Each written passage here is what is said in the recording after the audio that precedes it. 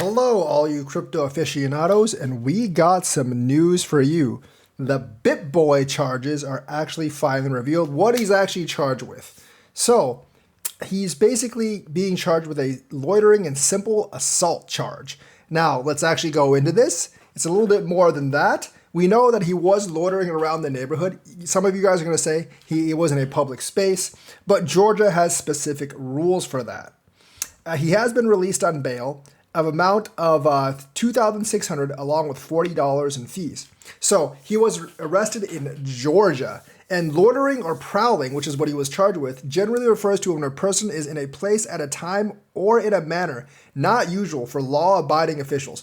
So, indeed, being on the street in front of someone's house yelling, "I'm not afraid of you," at 9 p.m. would actually qualify. If he was just walking on the street and being all peaceful and stuff, he wouldn't have been charged. But it did probably scare Carlos, who he was actually targeting. I would be kind of freaked out too if there was like a big dude at 9 p.m. basically parked outside my house with a side chick in the car that was yelling like, "I'm not afraid of you." I'd be like, "What the hell is this guy doing?" So I don't really blame like the sheriff or the cops from actually coming. He was arrested in Gensler County.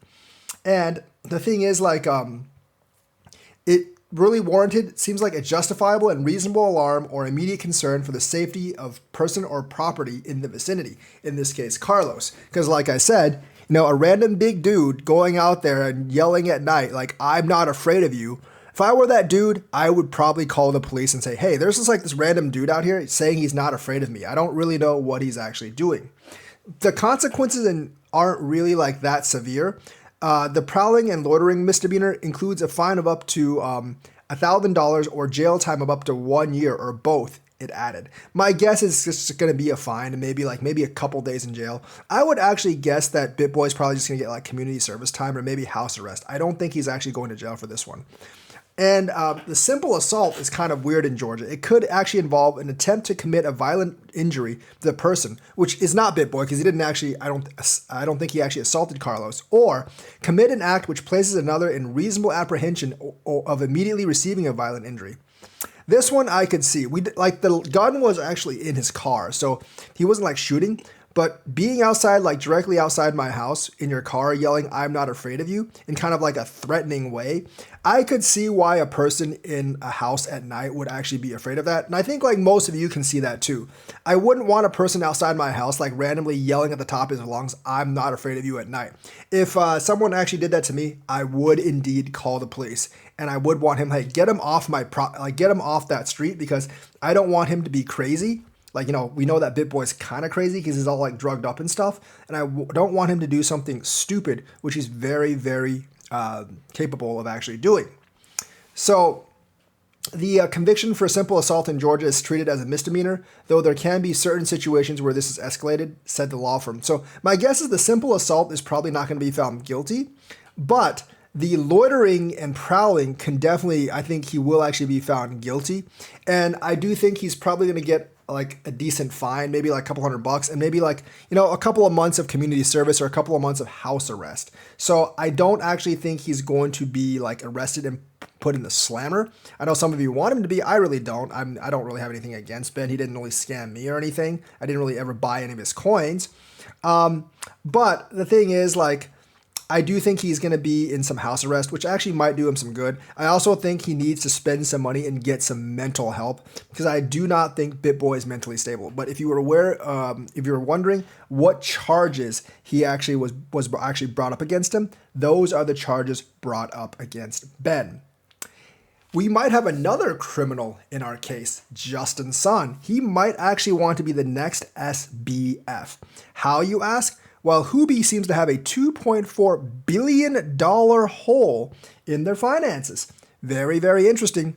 And just like Sam Bankman-Fried, it seems like Justin Sun has taken a page out of the SBF playbook. Now, Huobi, I don't really know if they operate in the United States, but Justin Sun does seem to have taken a page out of the SBF playbook, and he has commingled some funds. Tricky, what he's actually done is he's taken, basically the gist is there's a lot of steps involved of having like coins and stake coins. But what the gist really is he took some user funds and he's basically using it through a long process to actually fund his lending program, Just Lend. And this could actually explain Tron's high TVL and that the fact that it's all fake, more or less. Because the top dApp that has the most TVL, I think, on Tron is Just Lend. And it looks like he's funding Just Lend's TVL with user funds from Huobi, which he obviously should not be doing. Huobi's officials did not actually respond to the accusation, which more or less, to me, kind of means it's true. Now, some of you are asking, could this cause crypto to massively crash? Not really. I don't think Huobi's nearly as big as FTX was. Yes, they have a lot of customers, but Huobi's been falling in rank and volume for years now, pretty much ever since Justin Sun took it over. And this actually just might be his use for Huobi to actually like pump up the Tron ecosystem. So Tron's TVL, which I have been somewhat impressed with, definitely could be fake, and it could all be propped up by Justin Sun taking user funds and actually propping up Just Lend with this. Now, the thing is, like, he's outside of U.S. jurisdiction, so I don't think like the U.S. SEC will have much to do with this. But China could actually go after them, and the Chinese government has none been too pleased with Justin Sun throughout the ages. So Justin Sun might have to be careful before Xi Jinping sends the ninjas after him. And, you don't really want to get in bad cahoots with the Chinese government because they have many, many ancient Chinese ninjas they can actually send after you if you piss them off enough. And of course, they really don't like anyone that could possibly cause economic instability. And since Justin Sun has connections with China, it could actually make them look bad as well. So definitely not a good situation with them. I think Justin Sun was just hoping that no one would actually catch him. But Adam Cochran and like DeFi Llama and a lot of analytics firms do actually see that there is a massive multi-billion-dollar hole within Huobi's books and what Huobi is supposed to have as customer funds. It seems it has actually been siphoned to Just Lend. And of course, that's always a problem if you're using your customer funds, commingling them and then using them for your lending service, because you might just lose all those funds. Now, we're not saying all those funds are lost. They might just be there, but a lot of those funds are in like staked coins and you might not be able to take them out at once. He's probably betting that like he won't lose all that money, first of all, and that like not everyone's going to withdraw at the same time, which is generally a pretty good bet, but it's really not something you want to deal with. And in the crypto world, people basically depend on you having their funds all the time because, we've seen massive panics and stuff, and we've seen people actually want to withdraw. We've seen billions of dollars withdrawal from both Tether and Binance, and they were actually able to maintain because they actually had the reserves.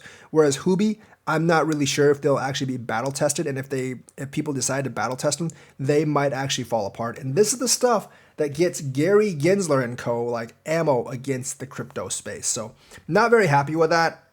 HTX Huobi has not fallen apart, but I'm just not very confident on it right now. The SEC has delayed an ETF, and they have denied a bipartisan letter from Congress. And this might be the nail in the coffin for Gary Gensler sooner or later. Because, you can oppose a lot of people, but if you oppose Congress, they could choose to recall you. Now, however, Gary Gensler does have a lot of allies in Congress, so I don't think it's actually going to happen. But there was a bipartisan letter sent by 4 congressmen today that's saying that Gary Gensler should immediately, not later, not tomorrow, not next month, not next year, immediately approve a Bitcoin ETF because he has no reason to deny a Bitcoin ETF. And they pointed to the Grayscale lawsuit and SEC's loss as a reason why. They're like, you basically approve Bitcoin futures ETFs. There's no reason why you should deny spot ETFs. So both Republicans and Democrats, because there's 2 Republicans, 2 Democrats that issued the letter to him, they're basically getting tired of Gary Gensler and saying like, hey, you actually have no valid reason, which we all knew, obviously, to deny this ETF, and we want you to approve it right away. But Gary Gensler does not work for Congress, as he showed. He works for the fat cats. So he continued to actually deny the ETF. And I'm not really sure how well that's going to play with those members of Congress, because they are the lawmakers and they could actually sponsor bills to pwn Gary Gensler. And a bipartisan sponsored deal to replace Gary Gensler or recall him is going to be much stronger than, like, if the Republicans did it themselves, because there are plenty of Democrats in the House that are actually pro-crypto, and Gary Gensler is going to be up a creek without a paddle sooner or later. I know he's got Elizabeth Warren and Brad Sherman's support, but that might be the only support that he actually has, because like there was a bipartisan letter that just demanded that you approve an ETF because you have no reason to actually deny one. And the fact that you still denied it probably does not play well with those members of Congress who demanded basically that you approve their ETF, because I don't really know if it's like with like funds or whatever, or they want the jobs in their state. But the thing is, since you're losing lawsuit after lawsuit, you're actually making the SEC look really bad. And, like Congress is becoming more and more pro-crypto. So I do think a Bitcoin ETF is actually coming next year. I know Novogratz is saying that unless Nikki Haley gets elected, we're not going to see a Bitcoin ETF. I don't really think that's true, first of all, because I don't think Nikki Haley is ever going to get elected. So that's not going to happen, first of all. But besides that, like realistically, I don't think it matters who's president. Eventually, the ETF is going to come because the lawsuits don't really favor the SEC. And they have to deal with the Grayscale lawsuit in October as well. But they did just delay all the lawsuits despite what Congress was pleading with them on. And I think Gary Gensler is going to find himself without too many allies before too long. So the ETF is coming, and Congress is trying to push Gary Gensler for an ETF. So that's the news for today. Let me know what you think. Like, subscribe, hit that bell notifications button. Thank you, and have a nice day.